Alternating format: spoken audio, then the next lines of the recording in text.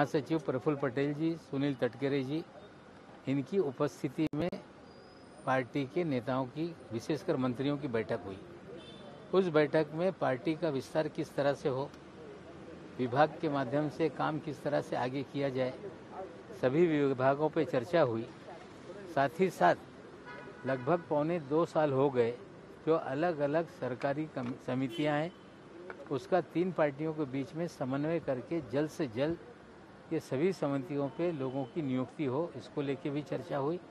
साथ ही साथ अध्यक्ष पद को लेके कांग्रेस पार्टी का आग्रह है, लेकिन उसके चुनाव को जब तक विधानसभा के सदस्यों की कोविड की रिपोर्ट नहीं आ जाती कि कितने सदस्य ये हाजिर हैं, कितने कोई पॉजिटिव सदस्य निकले, उसके बाद तीनों पार्टी बैठ के कोई अंतिम निर्णय लेगी।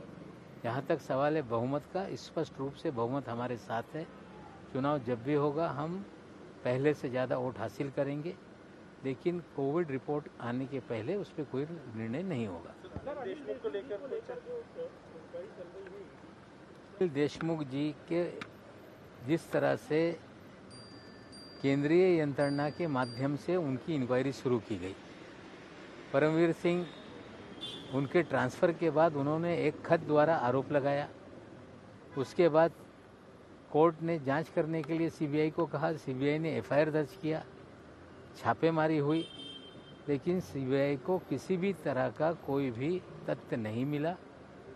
अब जिस तरह से ईडी का इस्तेमाल किया जा रहा है, करप्शन का मामला होगा तो निश्चित रूप से एंटी करप्शन की जिम्मेदारी बनती है स्टेट सब्जेक्ट की, लेकिन ईडी का दबाव बनाकर नेताओं को डराने का प्रयास हो रहा है, झूठे मामले बनाकर लोगों को फंसाया जाए, ये कहीं ना कहीं पूरी तरह से केंद्र सरकार के इशारे पे सभी संस्थाओं का दुरुपयोग करके ये राजनीतिक दबाव बनाया जा रहा है। हमें लगता है वे सहयोग पूरी तरह से कर रहे हैं।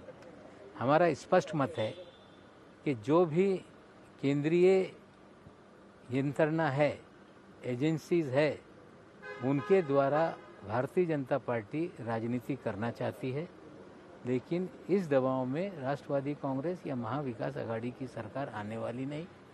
बंगाल मॉडल उन्होंने करके देख लिया, बंगाल में दबाव में लोग छोड़कर गए, लेकिन दोबारा लोग फिर अपने पार्टी में वापस हो रहे हैं। हमें लगता है कि महाराष्ट्र में इस तरह का दबाव काम करने वाला नहीं है।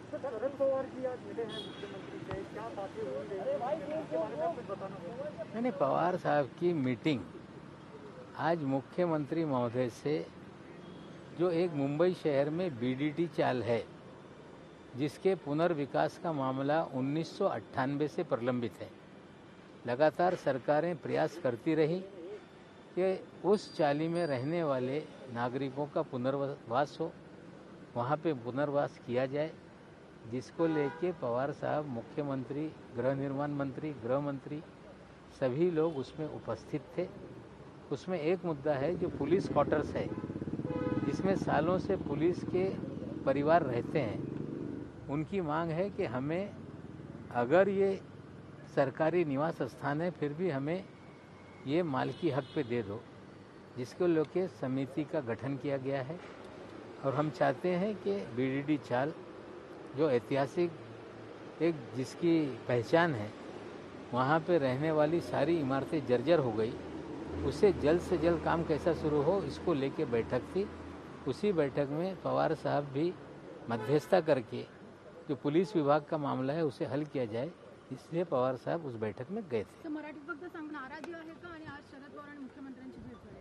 नाही, आज पवार साहेब मुख्यमंत्रीच्या निवासस्थानी जितेंद्र आव्हाड साहेबांनी आग्रह धरला होता की बीडीडी चालच्या पुनर्विकासबाबत काही प्रश्न आहे, विशेषकर जे पोलीसच्या खोल्या आहे, जिथे वर्षानुवर्ष पोलीसच्या परिवार राहत आहे, त्यांची मागणी आहे की हे आम्हाला मालकी हक्कावर आमची घरं दिली पाहिजे। त्या बाबतीत मार्ग काढण्यासाठी ही बैठक लावण्यात आली होती। दिलीप वळसे पाटीलजी भी ही उपस्थित होते आणि त्याच्यात जे त्यांची मागणी आहे की मालकी हक्काने आम्हाला हे घर दिलं पाहिजे, त्या बाबतीत एक समितीचं गठन करण्यात आलेलं आहे। लवकरात लवकर तो प्रश्न निकाली काढल्यानंतर बीडीडी चालच्या पुनर्वसनचा मार्ग मोकळा होईल आणि ते पुनर्वसन झालं पाहिजे, कारण तिकडचे आमदार आता मंत्री महोदय आहे आदित्य ठाकरे, आणि ह्या सर्व प्रश्नाकडे पवारसाहेबांनी लक्ष घालावा असा जितेंद्र आव्हाड साहेबांचा आग्रह होता. त्यामुळे त्या बैठकीत पवारसाहेब हजर होते. पण राजकीय चर्चा काही झाली का? राजकीय चर्चा तिन्ही पक्ष एकत्रित आहे. संवाद करायचे असतील तर कधीही फोनवर मुख्यमंत्री असतील, पवारसाहेब असतील, काँग्रेसचे नेते असतील, बोलत राहत आहे. पण आज जे दिलीप वळसे पाटीलजी, जितेंद्र आव्हाडजी आणि पवारसाहेब त्या वर्षा निवासस्थानी गेले होते, त्या बैठकीसाठी ते तिकडे गेले होते. बातमी मागची बातमी म्हणजे